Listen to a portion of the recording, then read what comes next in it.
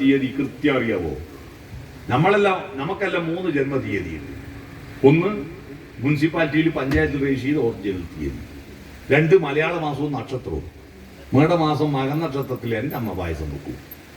3-മത്തത് LP school headmaster നിശ്ചയിച്ച തീയതി. എന്നെ സ്കൂളിൽ ചേർക്കാൻ വേണ്ടി തൊടികള സ്കൂളിൽ കൂട്ടിപ്പോയി അച്ഛൻ. നിട്ടൂർ കുഞ്ഞിരാ മാഷ് ഹെഡ്മാസ്റ്റർ ചോദിച്ചു, എപ്പാ നാരായണ ഇവനെ പെറ്റിന്? അച്ഛൻ പറഞ്ഞു, പൊരളി മലയിൽ ഞങ്ങൾ പൊനംകൃഷി നടത്തിയ കൊല്ല ഇവനെ പെറ്റിന്. അതേത് കൊല്ലാടോ പൊനംകൃഷി നടത്തിയത്? അത് കണ്ണവും പാലത്തിന്റെ കണ്ണടച്ചിട്ട് വെള്ളപ്പൊക്കം ഉണ്ടായിട്ടില്ല മാഷെ, ആ കൊല്ല. ഇത് കിടന്ന് മാഷക്കറിയാം. മാഷ് എന്നിട്ട് എന്ത് ചെയ്തു? ജൂണിൽ സ്കൂളിൽ ചേർക്കണമെങ്കിൽ 5 വയസ്സാണ്. അതുകൊണ്ട് മെയ്യിൽ പെറ്റാലേ ജൂൺ 5 ആവും. അതുകൊണ്ട് നിന്റെ ജന്മദിനം മെയ് 4 മാഷ് നിശ്ചയിച്ചു. അതാ എൻ്റെ SLC ബുക്കിലുള്ള മെയ് 4. ഈ ഫേസ്ബുക്ക് അക്കൗണ്ട് തുടങ്ങുമ്പോൾ ഡേറ്റ് ഓഫ് ബർത്ത് കൊടുക്കണം. ഞാൻ മെയ് 4 കൊടുത്തു SLC ബുക്കിലുള്ളത്. ഇപ്പൊ നോക്കുമ്പോൾ മെയ് 4 എനിക്ക് ഇങ്ങനെ ഫേസ്ബുക്കിൽ ഹാപ്പി ബർത്ത്ഡേ വരും. ഞാനത് മുഴുവൻ മരിച്ചുപോയ നെട്ടൂർ കുഞ്ഞിരാം മാഷയുടെ പാതാരബിന്ദങ്ങളിലേക്ക് ഫോർവേഡ് ചെയ്തു കൊടുക്കും. കാരണം അത് അയാൾ നിശ്ചയിച്ച, ഞാൻ മറ്റൊരു ബന്ധമില്ല അല്ലേ. 27 നക്ഷത്രം കഴിഞ്ഞ് 28-മത്തെ ദിവസം ആ കുട്ടീന്റെ നക്ഷത്രം ഫസ്റ്റിൽ വരിക. അന്ന് പേര് വിളിക്കും. അതിന് മുമ്പൊരു ചടങ്ങ് ഉണ്ടായിരുന്നു കേട്ടോ, പക്ഷെ ഇപ്പൊ എവിടെയില്ല. തേനും വയമ്പും നാവിൽ തൂകും ഇല്ലേ. ജനിച്ച ഉടനെ കുട്ടീന്റെ നാവിൽ അല്പം തേര് തൊട്ട് വരുത്തിയാൽ എന്താണെന്നറിയോ? ഹായ് മധുരം മധുരം മധുരം മധുരം. ഈ ലോകം മൊത്തം മധുരാണല്ലോ, കുഴപ്പമില്ല. First impression is the best impression. ഇപ്പൊ കുട്ടിക്ക് ആരും തേര് തൊട്ട് കൊടുക്കുന്നില്ല, പകരം ഒരു സൂചി വെക്കൂ. First impression is the best impression. ആദ്യം തന്നെ കുത്തി കുട്ടിക്ക് തോന്നി ഈ കാലം മാറൽ എന്നെ കുത്താൻ വന്നാണ്. ആദ്യം തന്നെ ശത്രുവായിട്ടാ കാണുക കുട്ടി ലോകത്തെ. കുത്തണ്ടേ? ഇഞ്ചക്ഷൻ വേണം, നിർബന്ധ. കേരളത്തിൽ കൃത്യമായി വാക്സിനേഷൻ നടക്കുന്നതുകൊണ്ട് 1000 കുട്ടികളെ പ്രസവിച്ചാൽ വെറും 4 കുട്ടികളെ മരിച്ചു പോകുന്നുള്ളൂ കേരളത്തിൽ. ഉത്തർപ്രദേശിൽ എത്രയെന്നറിയോ? 1000 കുട്ടികളെ പ്രസവിച്ച 60 കുട്ടികൾ മരിക്കും അവിടെ. ബാക്കി 940 ബാക്കിയാവുന്നുള്ളൂ. കേരളത്തിൽ 1000 കുട്ടികളെ പ്രസവിച്ചാൽ 996 കുട്ടികളും ബാക്കിയാവും. അത്രയും ആരോഗ്യരംഗത്ത് നമ്മൾ ശ്രദ്ധിക്കുന്നുണ്ടാണ്. അപ്പൊ കുത്തിവെപ്പ് വേണം, പക്ഷെ അല്പം പേര് കൊടുത്തൂടെ? അപ്പൊ 28-മത്തെ ദിവസം പേര് വിളിക്കുന്നു, പാല് കൊടുക്കുന്നു, എന്നിട്ട് അരയിലൊരു നൂല് കെട്ടു അല്ലേ. ഇങ്ങനെ ഈ നൂല് കെട്ടുന്നു. ഞാൻ ഈ സ്വാമിമാരോടും ആധ്യാത്മിക പ്രഭാഷകന്മാരോടും ചോദിച്ചു, ഈ നൂല് കെട്ടുന്നത് എന്തിനാണ്? ആരും ഒരു ഉത്തരം പറഞ്ഞു തന്നില്ല. ഞാൻ ഇതുപോലെ നമ്മുടെ സിനിമാ നട ശ്രീനിവാസന്റെ പഠിച്ച സ്കൂള്, പത്തായക്കുന്ന് സ്കൂള്, പാട്യം പഞ്ചായത്തിൽ ഇതുപോലൊരു വയോജന സംഘം, ഒരു 100-100 ആളേ ഉള്ളൂ മുമ്പ്. ഞാൻ അവരോട് ചോദിച്ചു, ഈ നൂല് കെട്ടുന്നതിന്റെ അർത്ഥം ആർക്കും പറയോ? ഞാൻ ചോദിച്ചിട്ട് ആരും പറഞ്ഞു തന്നില്ല. ഇപ്പോൾ റിട്ടയർഡ് ആയ ഒരു സാവിത്രി ടീച്ചർ പറഞ്ഞു, നൂല് കെട്ടുന്നതിന് എനിക്ക് തോന്നുന്ന ഒരു അർത്ഥം പറഞ്ഞു തരാം. എന്താ ടീച്ചറെ പറ? കുഞ്ഞിനെ ഗർഭം ധരിക്കുന്ന ആരാ? അമ്മ. പ്രസവിക്കുന്നോ? അമ്മ. മുലയൂട്ടുന്നോ? അമ്മ. എല്ലാം അമ്മ മാത്രമല്ലേ ചെയ്യുന്നു. പക്ഷെ കുട്ടി അമ്മേന്റെ മാത്രമല്ലല്ലോ, അച്ഛൻ്റെ കൂടിയല്ലേ. അപ്പൊ അച്ഛൻ ഇതെല്ലാം കാണുമ്പോൾ ഒരു പ്രയാസം വേണ്ടാന്ന് വിചാരിച്ചിട്ട് അയാളെ ഒന്ന് ബോധ്യപ്പെടുത്താൻ 28-മത്തെ ദിവസം കുട്ടീനെ പാർട്ടീഷൻ ചെയ്ത് 2ആക്കി നടുക്കൊരതിരിടുന്ന പകുതി അച്ഛന് പകുതി അമ്മ. ഇതാണോ നൂല് കിട്ടുന്നതിന്റെ അർത്ഥം? അല്ല. ഈ നൂലെന്ന് പറഞ്ഞാൽ എന്താണെന്നറിയോ? സംസ്കാരത്തിന്റെ പ്രതീകമാണ്.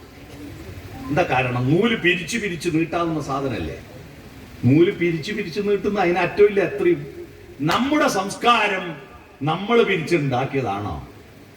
കഴിഞ്ഞുപോയ തലമുറ പിരിച്ചതിന്റെ ബാക്കിയല്ലേ നമ്മൾ പിരിക്കുന്നത്. എന്റെ അച്ഛൻ വന്നപ്പാലം നാരായണക്കുറുപ്പ് പിരിച്ചതിന്റെ ബാക്കിയാണ് ഞാൻ പിരിക്കുന്നത്. ഓറെ അച്ഛൻ ഇടവന നാരായണ നമ്പ്യാർ പിരിച്ചതിന്റെ ബാക്കിയാ എന്റെ അച്ഛൻ പിരിച്ചത്. ഓറെ അച്ഛൻ തോലമ്പ്ര പൈതലമ്പ്യാർ പിരിച്ചതിന്റെ ബാക്കിയാ എന്റെ അച്ചാച്ചൻ പിരിച്ചത്. ഓറെ അച്ഛൻ കോളാരി കേളപ്പൻ നമ്പ്യാർ പിരിച്ചതിന്റെ ബാക്കിയാ. ഇത്ര ആളെ പേര് എനിക്കറിയാം. എന്റെ അച്ചാച്ചന്റെ പേര് പോലും എനിക്കറിയാം, അതിന്റെ അപ്പുറം അറിയില്ല. ഞാൻ അച്ചാച്ചനോട് ചോദിച്ച് എഴുതി വെച്ചിട്ടുണ്ട്. നിങ്ങൾ ഇന്ന് ഈ പരിപാടി കഴിഞ്ഞ് പോയിട്ട് ഒരു പഴയ ഡയറി എടുക്കുക. എന്നിട്ട് നിങ്ങളുടെ അച്ഛന്റെ പേരും അച്ഛന്റെ പേരും ഇപ്പൊ നിങ്ങൾക്ക് അറിയാലോ, അത് എഴുതി വെക്കുക. അച്ഛന്റെ അമ്മേന്റെ പേരും എഴുതി വെക്കുക. അമ്മേന്റെ പേരും അമ്മേന്റെ പേരും അറിയാലോ, അമ്മേന്റെ അച്ഛന്റെ പേരും എഴുതി വെക്കുക. ഇപ്പൊ മറന്നുകൊണ്ട് എഴുതാണ് ഇന്ന് പോയിട്ട്. എന്നിട്ട് നിങ്ങളെ പേര് എഴുതുക, നിങ്ങളെ ഭാര്യന്റെ പേര് എഴുതുക, എന്നിട്ട് മക്കളെ പേര് എഴുതുക, എന്നിട്ട് മക്കളെ പേര് എഴുതിയിട്ട് മക്കളെ ഈ പുസ്തകം കൊടുക്കുക. ഈ പുസ്തകം നിങ്ങൾ അടുത്ത തലമുറക്ക് കൈമാറുന്നുണ്ട്. ഒരു പാരമ്പര്യ പുസ്തകം. ഇന്ത്യ കീഴടക്കാൻ ബ്രിട്ടീഷുകാർക്ക് എങ്ങനെ കരുത്ത് കിട്ടിയെന്നറിയുമോ? അവരുടെ ചരിത്രബോധം. 1000 കൊല്ലം മുമ്പ് വരെയുള്ള അവരുടെ കുടുംബ ചരിത്രം മുഴുവൻ ബ്രിട്ടീഷുകാർക്കും അറിയാം. നമുക്കോ സ്വന്തം അച്ചാച്ചന്റെ പേരറിയില്ല കുഞ്ഞുമക്കൾക്ക്. ചരിത്രബോധം വേണം. മനുഷ്യൻ മനുഷ്യനാവുന്നത് അവന്റെ കാലദേശബോധമാണ്. അത് നിങ്ങൾ ഉണ്ടാക്കി കൊടുക്കണം. എവിടെ നിന്നോ വന്നു ഞാൻ എന്നറിയുന്നവർക്ക് എവിടേക്കോ പോണു ഞാൻ എന്ന തിരിച്ചറിവുണ്ടാവൂ. അതിന് വിളക്കുമരമേ വിളക്കുമരമേ വെളിച്ചമുണ്ടോ? ആ വിളക്കുമരങ്ങളാ നിങ്ങൾ. മനസ്സിലായി? നമ്മുടെ കുട്ടികളുടെ വിളക്കുമരങ്ങളാവണം നിങ്ങൾ. നിങ്ങളുടെ അടുത്തുനിന്ന് വെളിച്ചം വിതരണം. എപ്പോഴും പ്രാക്ക് വേണ്ട. വീട്ടിൽ മക്കളോടൊത്ത് വട്ടത്തിലിരിക്കണം. കുറ്റം പറയാനും പരാതി പറയാനും അല്ല നിങ്ങൾ സമയം ഉപയോഗിക്കേണ്ടത്. സ്നേഹിക്കാനാണ്, കഥകൾ പറഞ്ഞു കൊടുക്കാൻ. നിങ്ങളെ ചെറുപ്പത്തിൽ നിങ്ങൾ പഠിച്ച കുരുത്തോല കൊണ്ടും കടലാസ് കൊണ്ടെല്ലാം എന്തെല്ലാം ഉണ്ടാക്കാൻ പഠിച്ചു നമ്മൾ. ഇതെല്ലാം ആര് പറഞ്ഞു കൊടുക്കുന്നു മക്കൾക്ക്? ഇതൊക്കെ വ്യക്തിത്വത്തിന് അനിവാര്യമാണ്. അതുകൊണ്ട് നിങ്ങളുടെ വീട് സംസ്കാരം പകരുന്ന ആ സംസ്കാരം നൂലാണ്. ആ നൂല് കൊണ്ട് അരയിൽ പിടിച്ച് കെട്ടുക. പിടിച്ച് കെട്ടുമ്പോൾ പറയണം, മോനെ നീ കണ്ടെടുത്ത് പോയി തിന്നരുത്, കണ്ടെടുത്ത് പോയിട്ട് വിസർജിക്കരുത്, കണ്ടെടുത്ത് പോയി ഉറങ്ങരുത്, കണ്ട ആളോട് ഇണ ചേരരുത്. നിനക്ക് സമൂഹത്തിൽ ഒരു നിയമമുണ്ട്. ആ നിയമമാണ് ഈ ചരട്. മനസ്സിലായോ?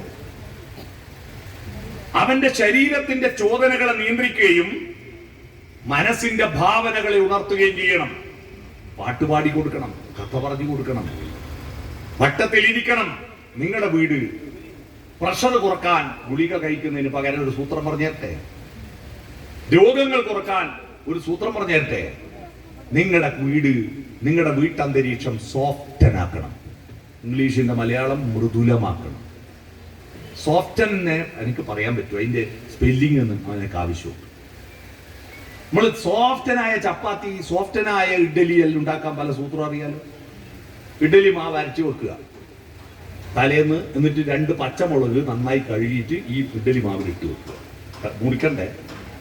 എന്നാ ഇഡ്ഡലി നല്ല സോഫ്റ്റനാണ്. ചപ്പാത്തിക്ക് കുഴക്കുമ്പോൾ കുറച്ച് പഞ്ചസാര ഇട്ട് കൊടുക്കുക. ചപ്പാത്തി സോഫ്റ്റ്. ബന്ധങ്ങൾ സോഫ്റ്റനാക്കണം നിങ്ങളുടെ വീട്ടിൽ. എങ്ങനെയാ സോഫ്റ്റനാക്കേണ്ടത്? SOFTEN, അതാണ് സോഫ്റ്റിന്റെ സ്പെല്ലിംഗ്. ഓരോ അക്ഷരത്തിനും ഒരു വാക്ക് ഞാൻ പറഞ്ഞുതരാം, മലയാളവും പറഞ്ഞുതരാം. എസ് എന്ന് പറഞ്ഞാൽ സ്മൈൽ. സ്മൈൽ എന്ന് പറഞ്ഞാൽ എന്താ? പുഞ്ചിരിക്കുക. ചിരിക്കാൻ അറിയുന്ന ഒരേ ഒരു ജന്തു ആരാ? മനുഷ്യരാണ്. പക്ഷിമൃഗാദികൾക്ക് ചിരിക്കാൻ അറിയാം. നമ്മൾ ഈ മസിൽ പിടിക്കേണ്ട, ചിരിക്കുകയില്ല. ഒക്ടോബർ 1 പ്രത്യേകത അറിയോ ആർക്കും? എന്താ ഒക്ടോബർ 1? ഒക്ടോബർ 1 ഇവിടെ ഇരിക്കുന്ന ആർക്കും അറിയില്ല. അല്ലല്ല, ചിരിതിനൊന്നും ഇവിടെയില്ല. നിങ്ങൾ അറിഞ്ഞില്ല, പിന്നെ ഇത് ആരറിയാം? Very good. വയോജന ദിനം. ഒക്ടോബർ 1 വയോജന ദിന. ഗാന്ധി ജയന്തിന്റെ തലേ ദിവസം വയോജന ദിന. എന്റെ നാട്ടിലെ സ്കൂളില് വയോജന ദിനത്തിന് ഒരു പരിപാടി വെച്ചു. എന്താ പരിപാടി എന്നറിയോ? ഗ്രാൻഡ് ഫാദർ ഗ്രാൻഡ് മദർ സംഗമം. അച്ഛനും അമ്മയല്ല വരണ്ട, അച്ചാച്ചൻ, അമ്മമ്മ, അപ്പാവ, ഉമ്മാവ എല്ലാം വരണം. എന്റെ ആള് മോനെ ഇരിക്കാൻ സ്ഥലമില്ല. കാരണം രക്ഷിതാക്കളെ വിളിച്ചാൽ ഒന്നിക്ക് അച്ഛനല്ലേ അമ്മ, ആരെങ്കിലും ഒരാളെ വരും. ഇതൊരു കുട്ടിക്ക് 4 ആളുണ്ടാവുമല്ലോ. 4 ആളും വന്ന് കിട്ടിയൊരു ചാൻസ് അല്ലേ സ്കൂളിൽ പോകാൻ. കൊച്ചുമക്കൾ പഠിക്കുന്ന സ്കൂളൊന്ന് പോകാൻ നല്ല ചാൻസ് അല്ലേ? പരിപാടി തുടങ്ങി. അധ്യക്ഷ പ്രസംഗം നടത്തുന്ന ഹെഡ് ടീച്ചർ പ്രസംഗിച്ചു, മക്കളെ വയോജനങ്ങളെ സ്നേഹിക്കണം, സഹായിക്കണം, പരിഗണിക്കണം. എന്നിട്ട് ടീച്ചർ ഒരു ഉദാഹരണം പറഞ്ഞു. പണ്ടെല്ലാം നമ്മൾ സ്ഥിരം കേട്ട ഉദാഹരണം. പഴുത്ത പ്ലാവില വീഴുമ്പോ പച്ചപ്ലാവില ചിരിക്കും. പക്ഷെ പച്ചപ്ലാവിൽ ഇതുപോലൊരു കാലം പഴുത്ത് വീഴൂലേ? അതുകൊണ്ട് ചിരിക്കരുത് കേട്ടോ. അപ്പൊ കുട്ടികൾ പറഞ്ഞില്ല. അപ്പൊ ഒരു കുട്ടി എഴുന്നേറ്റിട്ടൊരു സംശയം, ടീച്ചറെ ഒരു സംശയം.